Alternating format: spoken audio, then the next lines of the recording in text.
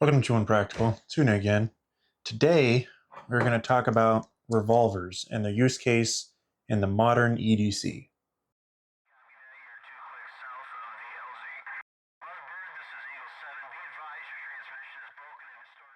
You're probably wondering, why would someone use a revolver in 2025? Well, let me tell you. These things are compact as heck, and they're really easy to conceal in times where you want to have a smaller gun. Most of the time, instead of bringing a full-size gun like this, I opt for a revolver instead, purely because of compactness. The brand that I went with is a Taurus 605 in 357 Magnum. I got 357 because it's compatible with 38 Special and 357 Magnum, but I mainly got it for that 357 Magnum. And I only spent like $300 on this guy. Like, so the Taurus, the 605s are about let's say 320 after tax. The ballistics of a 357 Magnum are vastly more powerful than a 9mm. I don't know where in the gun world history we decided to start pumping people full of lead instead of big old behemoth rounds, but we swapped over to 9mm and you can just pepper someone until they drop.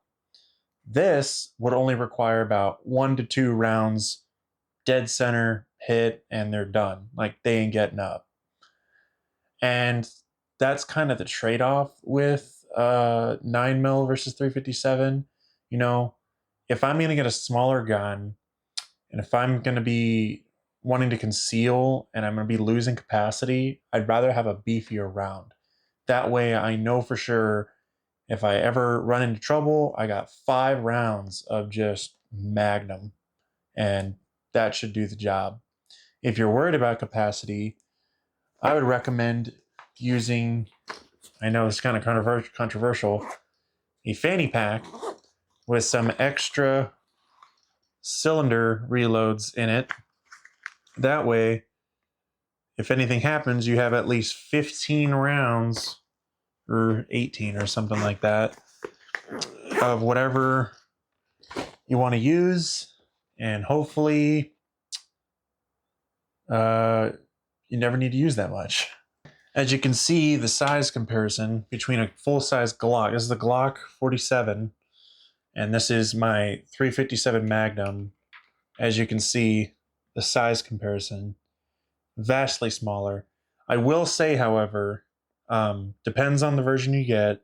Some of these Smith & Wesson, not Taurus, but Smith & Wesson models, you can get them in, what is it, scandium or some kind of very lightweight alloy, but it's incredibly expensive. Usually most revolvers are starting, like good quality revolvers, starting at about $600 from Smith & Wesson or Ruger. Definitely recommend those. I only got a Taurus because of the price, and you pay for it in weight, so the weight on this is actually more or the same than my fully loaded Glock 47 with a 20 round mag. You know, again, it's just trade-offs. So this, I think, is better for an EDC because mainly it's for compactness. I couldn't shoot a single stack 9mm that efficiently. For me, it was just too snappy. And I know some people are like, oh, you just got bitch hands. Well, sorry, I just can't shoot it good. It's just not good for my hands. Not that I have big hands or anything. It's just uncomfortable to shoot. I can't shoot it effectively. I can shoot a full-size 9 effectively. But with a revolver, it's a little bit different. I can shoot these pretty dang good because I'm expecting that double action trigger pull. It's a lot easier to predict. At least for me it is. And that's kind of the reason for the revolvers too, is that the trigger is significantly longer. You're looking at a 12-pound trigger pull. Oh, by the way, these are snap caps, so you don't have to worry about these. These are not live ammo. that trigger pull is significantly longer, and there's uh you know, there's no way this can go off in your pocket, or at least, like, if you do make this go off in your pocket, like, I'd be impressed, because that's it's hard. Um, what I did was I actually ended up getting a Wolf spring kit, and I threw it in this guy, and so now that 12-pound trigger pull went from 12 pounds to 6 pounds, so significantly lighter, which means I no longer can carry this in my pocket without a holster. But I don't pocket carry, as I said before. I fanny pack carry, so it's a lot easier. Um, I swapped out the grips to, was it Packmar grips, which are like, what, $50 on Amazon. You can get them. You can also get them on like other websites, but these are like really good quality wood grips for like dirt cheap, and I was actually amazed. But nice and compact, nice and small, super grippy, and yeah, um, definitely.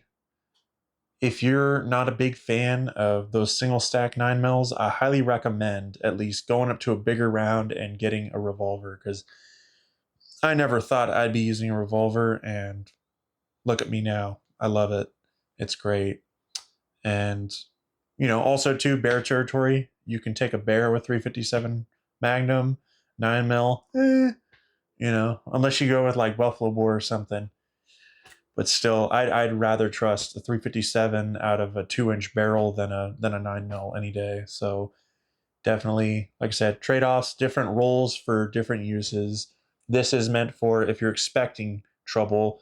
This is meant for you're not expecting trouble, but if you are, you got something. I've used this as a truck gun mainly. So if I am carrying my full size, I will put this guy in my truck. So realistically, in the worst case, not saying someone should steal your shit, but if someone does steal this gun, I'm not gonna really cry about it. It was like $300 versus, how much money this costs, like 620 plus, 200 plus the plate, that's 300, so almost $1,000 right here. And, instead of getting that stolen, $300. Boo-hoo. Same thing with the shotgun. I'm a big proponent of leaving the cheapest, the Maverick 88, the uh, the cheapest Mossberg shotgun they got. Just buying one of those guys for like under $200 and throw it in your truck and leave it in there. You got a long ride. You got a shotgun everywhere you go, and you don't need to worry about anyone stealing it, because it's $200. It's like nothing. So definitely recommend that.